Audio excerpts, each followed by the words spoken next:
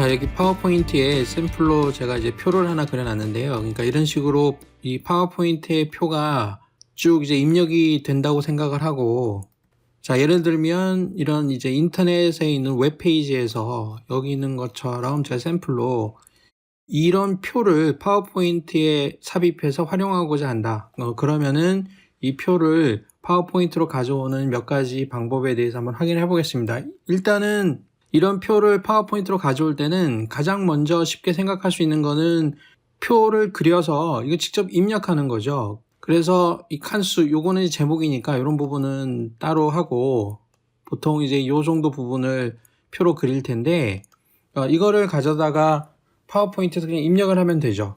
그러면은 그게 가장 심플한 거고, 그렇게 또 하는 방법은 이유는 이렇게 양식이 그려져 있으면은 이 양식에 맞게끔, 그러니까 이쪽에다가 표를 적당하게 열 개수는 13개고 행 개수는 5개가 되겠죠. 그러면 이런 식으로 표를 그려서 여기다가 이제 따박따박 하나씩 입력을 하면 그게 뭐 심플하게 될 수 있는데 시간이 좀 많이 걸리는 거고, 가끔 보면은 요거를 새로 입력하기가 귀찮으니까 요 모양을 그대로 잘라서 파워포인트에서 쓰고 싶은 경우가 있거든요. 이제 그런 경우에는 자, 여기 이제 새 페이지에서 이쪽에 레이아웃을 일단 편의상 없는 걸로 하겠습니다. 그 상태에서 여기 이제 삽입에 보면 스크린샷이라는 부분이 있죠. 여기를 클릭해서 화면 캡처로 갑니다. 화면 캡처를 클릭하고 그러면은 파워포인트가 닫히면서 이렇게 캡처할 부분을 선택할 수 있는 상태가 되거든요. 그래서 이렇게 적당하게 이렇게 씌워줍니다. 그러면 그 씌운 만큼 그림으로 들어가죠.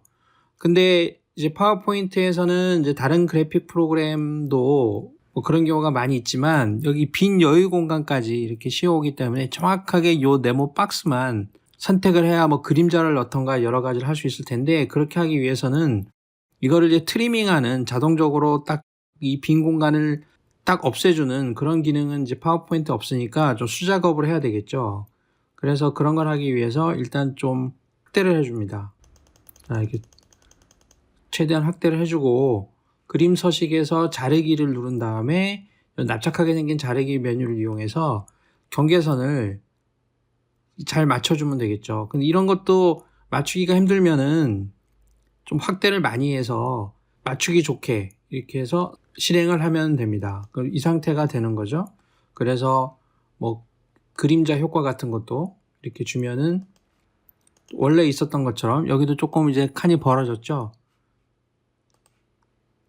그래서 자르기 메뉴를 눌러서 조금 더 잘라보는 거죠. 자, 이런 식으로 하게 되면 아까보다는 좀 이쁘게 나오는 거죠. 그러면은 자, 이 경우에는 원본에 있던 그림을 그대로 떠서 아주 쉽게 표를 파워포인트 삽입할 수 있는 장점은 있는데, 이 단점은 그 두 가지가 있어요. 첫 번째는 기존에 내가 이 파워포인트에서 그리는 표들은 이런 모양으로, 이런 스타일로 쭉 입력이 되어 있는데 이것만 특이하게 다른 모양이 된다. 그러면 일관성을 해칠 수 있고, 또 이거를 적당하게 사이즈를 늘렸다 이렇게 할 경우에 슬라이드 쇼를 진행해 보면 이 글자가 약간은 좀 희미하거나 좀 쭈글쭈글해지는 경향이 있죠.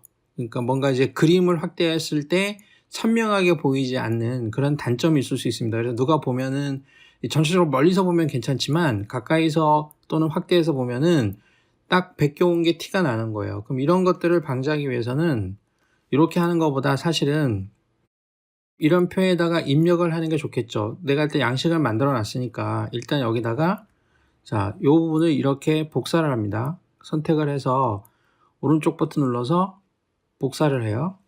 그 다음에 파워포인트로 가서 그냥 컨트롤 V 붙여넣습니다. 그러면은 이 양식이 그대로 유지가 되면서 글자만 들어갑니다. 글자만 들어갈 때 이거를 그대로 이런 표가 아니고 자, 그냥 입력을 해보겠습니다. 여기서 컨트롤 V를 누르면 요 표하고 비슷한, 자, 처음에 우리가 만든, 그러니까 웹페이지에 있는 모양하고 비슷하게 모양이 들어가죠. 근데 이거의 단점은 자, 이런 식으로 해서 표가 들어가는 경우도 있어요. 그래서 보통 이런 식으로 해서 표를 작성하는 경향들이 많이 있긴 한데, 자, 이렇게 했을 때의 단점은 이 양식을 또 이렇게, 그러니까 기존의 다른 표들하고 유사한 스타일을 가져가는 게 쉽지가 않죠. 그렇기 때문에 이런 경우에는 다시 작업을 다 해줘야 돼요. 스타일을 맞추기 위해서. 그러면은 파워포인트 같은 경우에는 표 스타일 자체를 복사해서 다른 표에다가 붙여넣는 그런 기능은 없어서 또 일일이 다시 표 스타일을 맞춰줘야 되거든요. 그렇기 때문에 그런 것보다는 자, 여기에서 그러니까 웹페이지에서 복사한 내용을 내가 틀을 만들어 놓고 내용만 채우는 형태로 집어넣는 게 좋죠. 그렇게 해야 이렇게 폭도 맞출 수 있고 다른 표하고 일관된 모습을 가지고 모양을 만들어낼 수 있습니다. 그러면 지금 이런 모양이 되면 되겠죠? 이런 경우에도 지금 이 양식에 비해서 비교적 내용들이 좀 길기 때문에 폭이 길어서 보기가 싫으니까 이런 것도 전체적으로 약간 줄여주는 게 좋겠죠.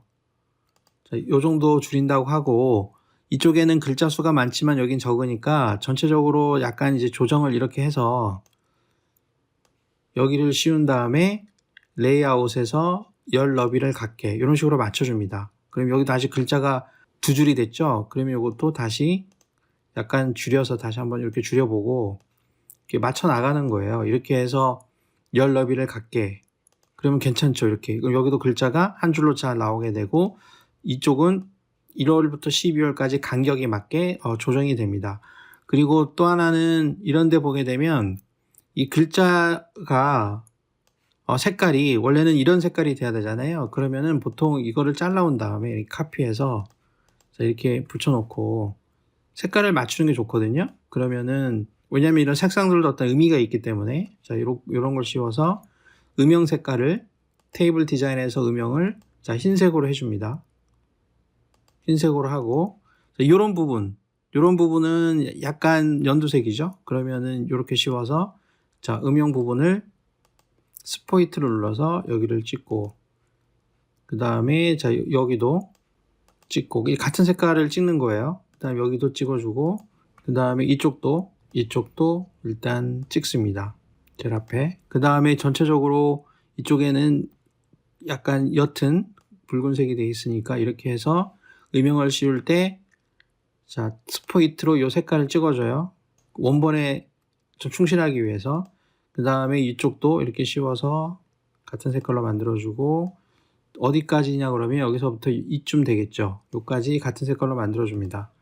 그 다음에 또 이쪽은 또 약간 진한 색이 되니까 이렇게 해서 음영 색깔을 스포이트를 눌러서 같은 색깔로 찍어주고 그 다음에 이 부분도 같은 색깔로 찍어주고 여기는 그 좀 옅은 색깔이죠. 그렇기 때문에 스포이트로 다시 색깔을 선택하겠습니다.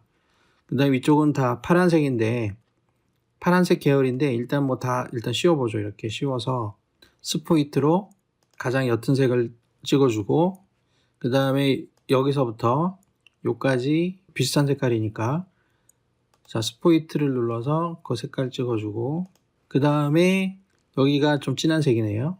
그러면 여기를 스포이트를 눌러서 그 색깔을 찍어주고 그 다음에 이쪽도 같은 색깔 이쪽도 같은 색깔 해주고 여기는 더 진한 색깔이죠. 자 이쪽은 그래서 원래 글꼴도 여기는 이제 하얀색으로 들어간 거예요. 글자 자체는 원본을 맞춰준 거기 때문에 자 이렇게 해서 음영을 스포이트를 눌러서 진한 색깔을 선택해주고 여기도 같은 색깔이니까 같은 음영으로 칠해줍니다. 그러면은 원본하고 비슷하게 어떤 색상의 분포를 유지하면서 원래 이제 다른 테이블하고 그 스타일의 일관성을 유지할 수 있게 됩니다. 그러면 이제 요거는 이제 지워버리고 그러면 이제 요 내용인데 여기서는 자 이런 표를 만들 때 또 한 가지 조금 더 해보면은 이런 거는 이제 숫자를 집어넣잖아요. 우리가 보통 이런 통계 자료를 많이 인용하는 경우가 좀 있는데 자 이런 거를 정렬할 때 보면은 지금 소수점이 이런 거는 둘째 자리까지 있고 이거는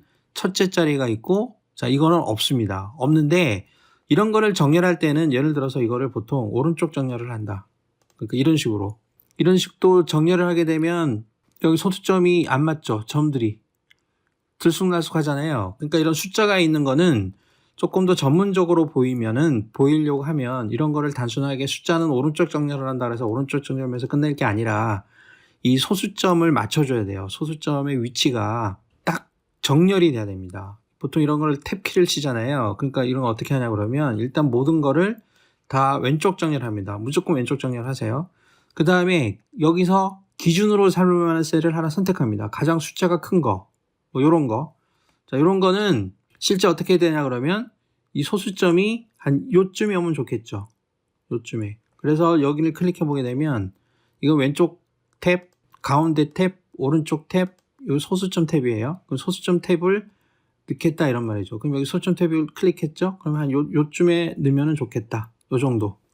그래서 여기다가 탭을 넣어봅니다. 자, 그냥 탭을 치면 표 안에서 탭을 치면 선택이 다음 칸으로 넘어가는 거죠. 근데 여기서는 실제로는 진짜 탭을 넣고 싶은 거거든요. 그래서 표 안에서 진짜 탭을 넣고 싶을 때는 컨트롤 탭을 누릅니다. 그러면은 요 탭이 표시가 된 위치로 요 소수점이 이동이 됩니다. 그러면은 대략적으로 다른 데도 이런 스타일로 오면은 되겠네요. 더 이상 수정할 필요가 없죠. 그러면 다른 데도 똑같이 탭을 만들어 주는데, 자, 이런 경우에 단락 메뉴에서 탭을 누르면 얘는 0.99라고 해서 소수점이 된 거예요. 내가 지금 여기 수동을 하나 맞춰줬잖아요. 그러면 똑같이 다 해주는 거예요. 자, 전체를 씌워서 단락에서 탭을 누르고 0.99였죠. 그 다음에 소수점 설정을 눌러줍니다. 그럼 확인을 누르고 확인을 눌러요. 그러면은 자, 아무런 변화가 안 일어나죠. 왜냐면은 여기는 자 이제 눌러보면 요 소수점 탭이 생긴 거는 보여요. 이제 여기에 사실은 없었거든요. 자, 생겼는데 전부 다 컨트롤 탭을 하나씩 해줘야 됩니다. 이렇게 전부 다. 그러면은 자, 요런 거 66 그러면은 여기 66 다음에 0.00 위치겠죠. 그럼 그 위치가 맞고, 만약에 5.2다 9.6이다 그러면은 요 2 앞에 소수점으로 자릿수가 맞춰집니다.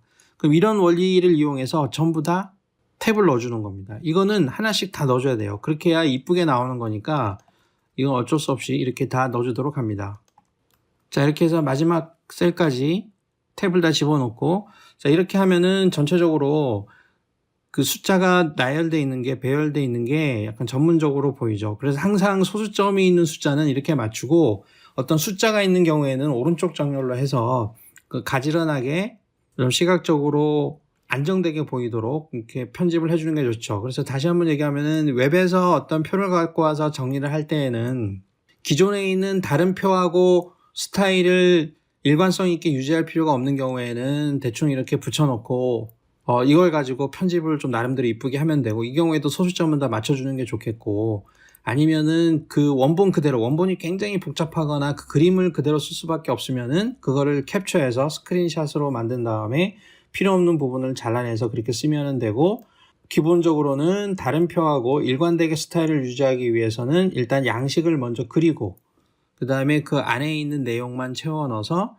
편집을 하게 되면 표를 나름대로 깔끔하게 입력할 수 있게 됩니다. 그리고 한 가지 이런 이제 탭을 사용하는 방법도 잘 알아두면은 정돈된 표를 만드는데 크게 도움이 될 것 같습니다.